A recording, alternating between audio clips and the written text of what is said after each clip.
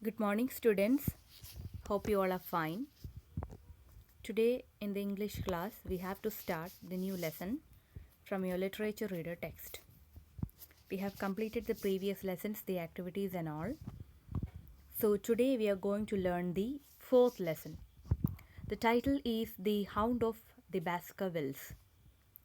Baskervilles is the name of a villa. Okay, Baskervilles is the plural of villa. That means it imply many numbers of villas or a large house like palace and all. So it is a story related with the Baskervilles. Okay, a huge palace, and it is a mystery story written by Sir Arthur Conan Doyle. So let's discuss about the author. We have to move to the last page.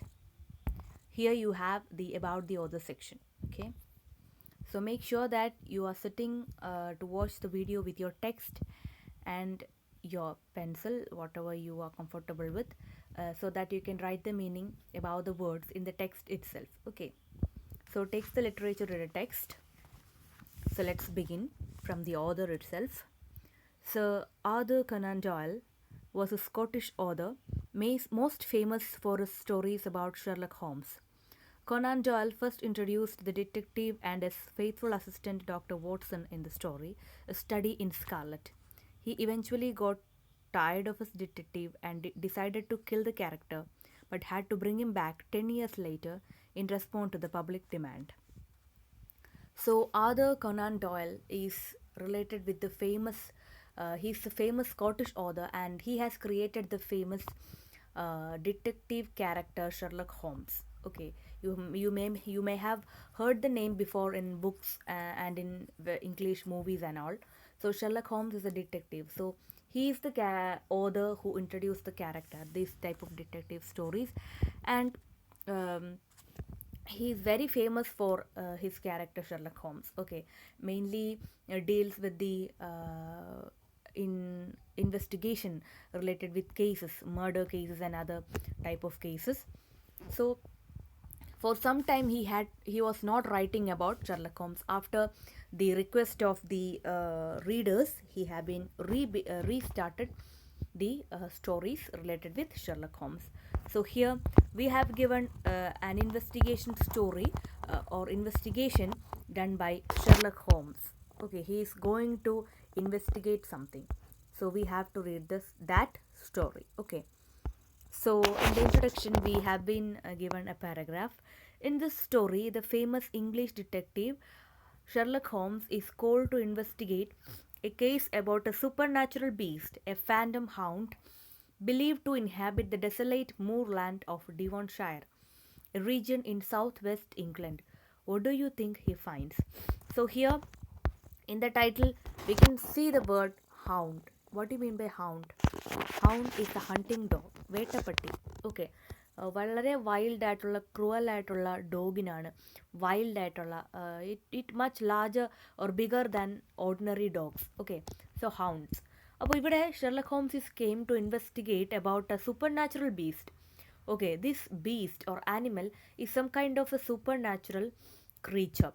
Supernatural means imagine to it is very difficult to imagine or think with human abilities, human thought. Okay, മനുഷ്യൻ്റെ പ്രവൃത്തിക്കും ചിന്തകൾക്കും അതീതമായിട്ടുള്ളതാണ്. വളരെ mysterious ആയിട്ടുള്ള ഒരു super natural ബീസിനെ പറ്റി അന്വേഷിക്കാനാണ് Sherlock Holmes വന്നിരിക്കുന്നത്.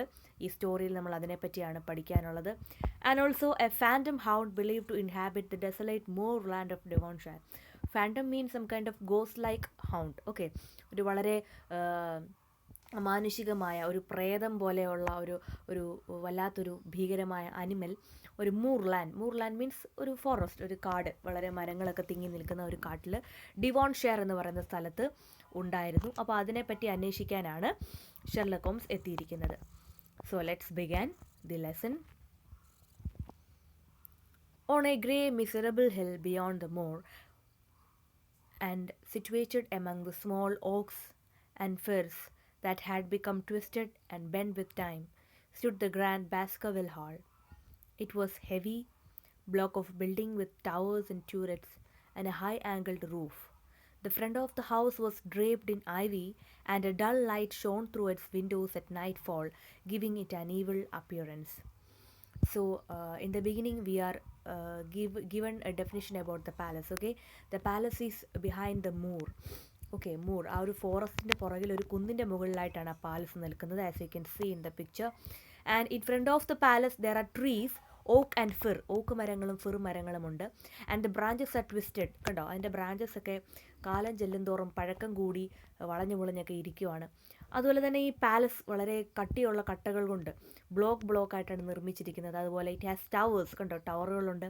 അതുപോലെ തന്നെ ട്യൂററ്റ്സ് means നമ്മൾ ഈ കോട്ടയുടെ മേളിലൊക്കെ ഇങ്ങനെ മേളിൽ ഗോപുരം പോലെ പണിഞ്ഞു വെക്കില്ലേ, കോണിക്കൽ ഷേപ്പിൽ, കണ്ടോ റെഡ് കളറിൽ ഇങ്ങനെ ട്രയാങ്കിൾ ഷേപ്പിൽ പണിഞ്ഞു വെക്കും, ഇതാണ് ട്യൂററ്റ്സ്. ഓക്കെ, ആൻഡ് നാരോ ടവർ എന്ന് പറയും, ചെറിയൊരു ടവറാണ്. അതിൻ്റെ മേളിലിങ്ങനെ മേൽക്കൂര പോലെ ഉണ്ടാവും, കണ്ടോ നമ്മൾ ഈ ഹാരി പോട്ടർ ഫിലിംസിലൊക്കെ കാണില്ലേ, അതുപോലത്തെ കോട്ടകളാണ്. And in front of the house it is draped means covered with ivy. It is a kind of plant growing horizontally on the wall. Okay, വാൾസിൽ വളരുന്ന ചെടികളാണ് ഐവി. ആൻഡ് രാത്രി കാലങ്ങളിൽ ഈ കോട്ടയ്ക്ക് ജനലിൽ കൂടെ ഡൾ ലൈറ്റ് വരും, ഒരു മങ്ങിയ വെളിച്ചം വരും. അപ്പോൾ അതുകൂടി ആകുമ്പോൾ it gives an evil appearances. Whatever or whoever seeing the palace or the Baskerville have a horror experience. അപ്പോൾ അതിനെ കാണുമ്പോൾ തന്നെ ഒരു പേടിയാണ്, ഒരു വല്ലാത്തൊരു അനുഭവമാണ് നമുക്ക് കിട്ടുന്നത്. Okay, as you can see ഒരു പ്രേതങ്ങളൊക്കെ ഉള്ള ഒരു കോട്ട പോലെ നമുക്ക് തോന്നും. Let's continue. It was believed that the males of the Baskerville family were cursed, which drove them to a gruesome end. അപ്പോൾ ഈ ബാസ്കർവിൽ എന്തുകൊണ്ടാണ് ഇങ്ങനെ പേടിപ്പെടുത്തുന്നത് അല്ലെങ്കിൽ ഹൊറർ എഫക്റ്റ് തരുന്നത് എന്ന് ചോദിച്ചാൽ അതിൻ്റെ പിന്നിൽ ഒരു കഥയുണ്ട്. അതായത് the male members of the Baskerville family is cursed. Baskerville ഫാമിലിയിലെ പുരുഷ ജെൻഡറുകളെല്ലാം അവർക്ക് എന്തോ ഒരു ശാപം കിട്ടിയിട്ടുണ്ട്. ദേ ആർ കേഴ്സ്ഡ് മീൻസ് അവർക്കൊരു ശാപം കിട്ടിയതാണ്. അപ്പോൾ അതെന്താണ് ആ ശാപം? അതായത് they will have gruesome end. Gruesome means വളരെ ഹൊറിബിളായിട്ടുള്ള, വളരെ ക്രൂരമായിട്ട്, വളരെ വേദനാജനകമായിട്ടുള്ള മരണങ്ങളാണ് അവർക്ക് കിട്ടുന്നത്.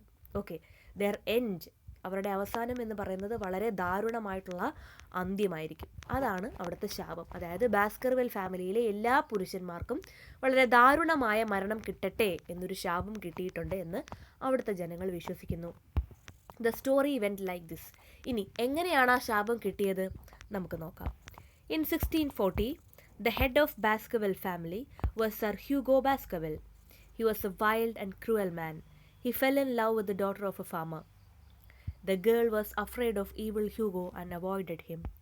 One day Hugo rode to the farm, forced her to go back to Baskerville Hall with him, and locked her in her room upstairs. The girl made a desperate attempt to escape. She climbed out of the window and down the ivy on the wall. Then she started to run across the moor. Hugo soon discovered that she had escaped. He was like a man gone mad. He unleashed his ferocious hounds after her and then followed her on horseback. Hugo's friends followed him. They met an old man who told them that he had seen a terrible beast running silently behind Sir Hugo. Just then, they saw Sir Hugo's horse running wildly towards them without its rider. A shudder of fear passed through them.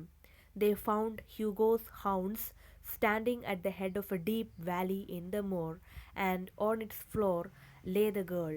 She had fallen there, dead of terror and exhaustion, Sir Hugo's body lying near her. A huge animal was standing over Sir Hugo. Its teeth were at his throat. It was a great black creature that looked like a hound, but larger than any hound they had ever seen. Then it turned towards them. Its eyes were burning brightly. Its body shone with a strange light. Blood ran from its mouth. The men screamed and rode away as fast as they could. So, ഇതാണ് story. 1640 ആ year ശ്രദ്ധിക്കുക, 1640 എന്ന് പറയുന്ന സമയത്താണ്. In 1640 the head of Baskerville family, അതായത് ആ സമയത്ത് Baskerville family അവിടുത്തെ ഹെഡായിരുന്നു sir Hugo Baskerville. Okay, sir Hugo Baskerville ആയിരുന്നു അവിടുത്തെ ഹെഡ്. അപ്പോൾ എന്താണ് സംഭവിച്ചത്? He was very wild and cruel man. അദ്ദേഹം ഒരു ക്രൂരനായ മനുഷ്യനായിരുന്നു.